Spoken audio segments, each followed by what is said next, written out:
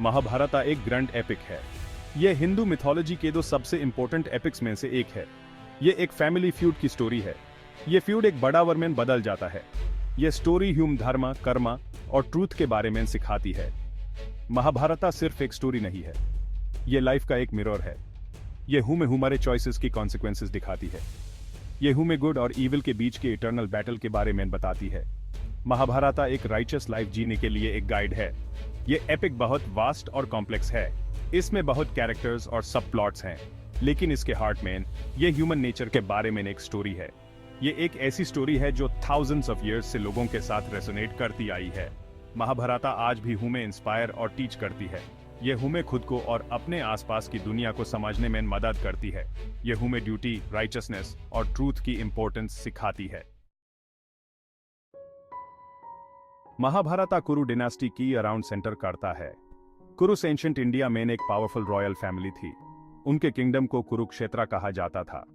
Story king Shantanu से शुरू होती है। वो एक वाइस और जस्ट रूलर थे। शंतनु को गंगा रिवर गॉडेस से प्यार हो गया। उनका एक बेटा हुआ जिसका नाम भीष्म था। भीष्म एक ग्रेट वॉरियर और नोबल प्रिंस थे।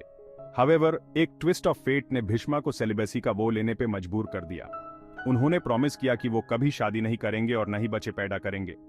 उन्होंने अपने पिता की खुशी के लिए ये किया। आइसिस सेल्फलेस एक्ट का कुरु डायनेस्टी पे प्रोफाउंड इंपैक्ट पड़ा। इसने आगे आने वाले कॉन्फ्लिक्ट्स के लिए स्टेज सेट कर दिया। किंग शंतनु ने बाद में सत्यवती से शादी कर ली।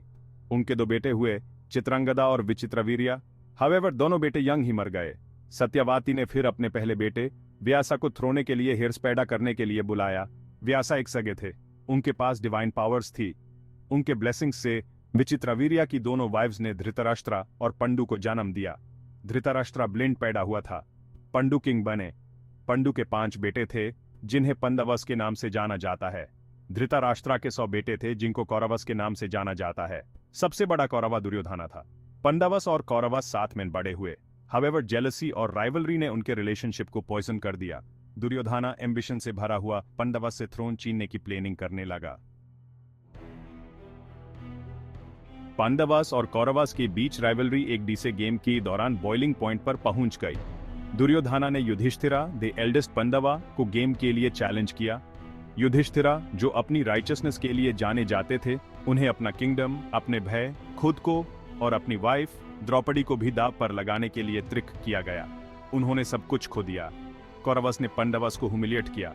उन्होंने द्रौपदी को सबके सामने डिसरोब करने की कोशिश की, लेकिन कृष्णा, अ डिवाइन अवतार and friend of the Pandavas, ने उन्हें बचा लिया। डीसे गेम महाभारत में एक टर्निंग पॉइंट था। इसने पंडवस को वर के पाथ पर धकेल दिया। उनके साथ जो इनजस्टिस हुआ, उसने धर्म के लिए लड़ने की इंपॉर्टेंस को हाईलाइट किया, चाहे फिर इनसरमाउंटेबल ऑड्स का सामना क्यों न करना पड़े। कृष्णा महाभारत में एक पिवटल रोल प्ले करते हैं। वो पंडवस के ये फ्रेंड, फिलोसोफर और गाइड हैं। वो धर्म की वॉइस रिप्रेजेंट करते हैं। कृष्णा की टीचिंग्स भगवद गीता में एनश्राइंड हैं। यह महाभारत के अंदर एक सीक्रेट टेक्स्ट है। इसमें कृष्णा और arjuna, one of the Pandavas, के बीच बैटलफील्ड पर एक डायलॉग आया है। अर्जुना अपने ड्यूटी एज अ वॉरियर और अपने फैमिली के लिए प्यार के बीच फंसे हुए हैं। वो बैटलफील्ड के दूसरी तरफ अपने रिलेटिव्स को देखते हैं। कृष्णा इस मॉरल डिलेमा में उनकी गाइडेंस करते हैं। कृष्णा एक्सप्लेन करते हैं कि इंसान को अपना ड्यूटी बिना रिजल्ट्स की अटैचमेंट के करना चाहिए। वो सेल्फ रियलाइजेशन और डिवाइन विल के सामने सरेंडर करने की इंपॉर्टेंस पर जोर देते हैं। डीसे गेम और उसके बाद के इवेंट्स ने एक लंबा शैडो डाल दिया। पंडवस को 13 इयर्स के लिए एग्जाइल में जाने के लिए मजबूर किया गया। उन्होंने ये टाइम फॉरेस्ट में स्पेंड किया, अपनी स्किल्स को होने करते हुए और अलायंसेस ढूंढते हुए। अपनी सफरिंग के बावजूद पंडवस धर्म के लिए कमिटेड रहे। उन्होंने कॉन्फ्लिक्ट का पीसफुल रेजोल्यूशन ढूंढने की कोशिश की। उन्होंने कृष्णा को कौरवस के पास एमिसरी के रूप में भेजा, वर को अवॉइड करने के लिए। हावेवर, दुर्योधना प्राइड और ग्रीड से अंधा निगोशिएट करने से इनकार कर दिया। उसने उनका राइटफुल किंगडम वापस देने से मना कर दिया। इससे पंडवस के पास अपनी राइटफुल जगह के लिए लड़ने के अलावा कोई ऑप्शन नहीं बचा। वॉर तक जाने वाले इवेंट्स कर्मा के ही कॉन्सेप्ट को हाईलाइट करते हैं। कौरवस की एक्शंस, जो ग्रीड और इनजस्टिस से ड्रिवन थे, ने इवेंट्स की एक चेन सेट कर दी। इसके चलते उनका डाउनफॉल इनेविटेबल हो गया। इनेविटेबल वॉर फाइनली आ ही गया। यह कुरुक्षेत्र के बैटलफील्ड पर लड़ा गया था। पांडवस और कौरवस अपने एलिस के साथ एक ऐसे बैटल में क्लैश हुए जो 18 डेज तक चला। ये वॉर एक कैटाक्लिज्मिक इवेंट था। इसमें दोनों तरफ के ग्रेट वॉरियर्स की डेथ हुई। ये बैटल सर्फलैंड या पावर के लिए नहीं था। ये धर्म और अधर्म के बीच, राइचसनेस और इनजस्टिस के बीच एक बैटल था। आउटनंबर्ड होने के बावजूद पांडवस ने करेज और डिटर्मिनेशन के साथ फाइट किया।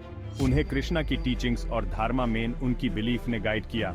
अंत में पांडवस विक्टोरियस ह्यू। महाभारत मेन वार हम सबके अंदर चल रहे इंटरनल स्ट्रगल्स का मेटाफोर है।